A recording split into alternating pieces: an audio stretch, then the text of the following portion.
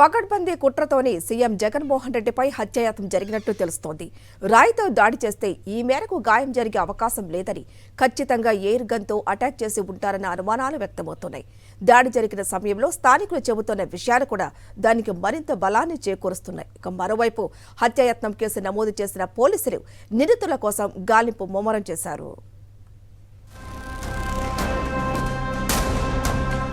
విజయవాడలో సీఎం జగన్మోహన్ రెడ్డిపై జరిగింది రాళ్ల దాడి కాదని, ఖచ్చితంగా ఎయిర్ గన్ తో జరిగిన అటాక్ అనే అనుమానాలు వ్యక్తమవుతున్నాయి.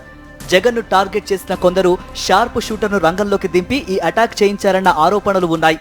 సీఎం జగన్ కు గాయమైన తర్వాత ఎమ్మెల్యే వెల్లంపల్లి కంటికి కూడా దెబ్బ తగిలింది. ఈ స్థాయిలో జరిగిన గాయాలను బట్టి చూస్తే ఖచ్చితంగా ఎయిర్ గన్ తోనే అటాక్ జరిగిందనే అనుమానాలు బలపడుతున్నాయి.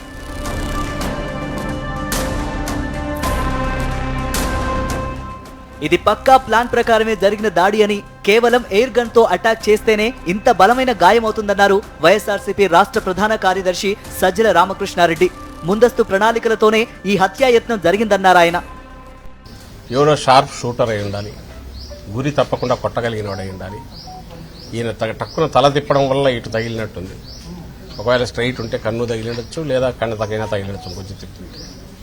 సో ఇంతగా క్లియర్గా కనపడుతున్న ఇది ఎవరో ముందే అనుకొని ఒక ప్లేస్ వెతుక్కొని అక్కడ ఉండి అక్కడ నుంచి ఆ టైంకు కరెక్ట్ షూట్ చేశారు. కొద్దిలో అదృష్టం కొద్దీ అది మిస్ అయింది, లేకపోతే ప్రాణానికే ప్రమాదం ఉండేది.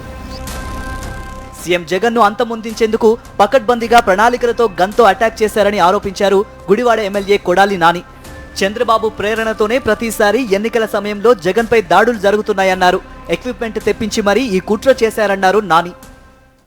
అదేదో రాయి చేత్తో ఇసిరి కొట్టింది కాదు, డెఫినెట్గా చాలా బలంగా చాలా స్పీడ్గా టార్గెట్ చేసి నవరకాంతాన్ని ఆయన చంపటానికి ప్రయత్నం జరిగింది. అది ఇక్కడ తగలకుండా ఇక్కడికి వచ్చి కనుక తగిలితే ఆ ఫోర్స్కి జగన్మోహన్ రెడ్డి గారు ఉండేవాడు కాదు. అది ఒక చేత్తో ఇసిరింది కాదు, దాన్ని గురి చూసి గన్నుతోనే కొట్టారు, దానికి ఎక్విప్మెంట్ తెప్పించారు. విజయవాడలో ముఖ్యమంత్రి జగన్ పై జరిగిన హత్యాయత్నంపై విజయవాడ సింగ్ నగర్ పోలీసులు కేసు నమోదు చేశారు.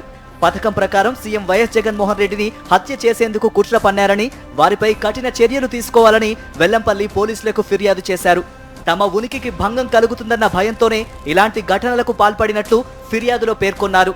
ఐపీసీ సెక్షన్ 307 కింద హత్యాయత్నం కేసు నమోదు చేసిన పోలీసులు దర్యాప్తు ముమ్మరం చేశారు.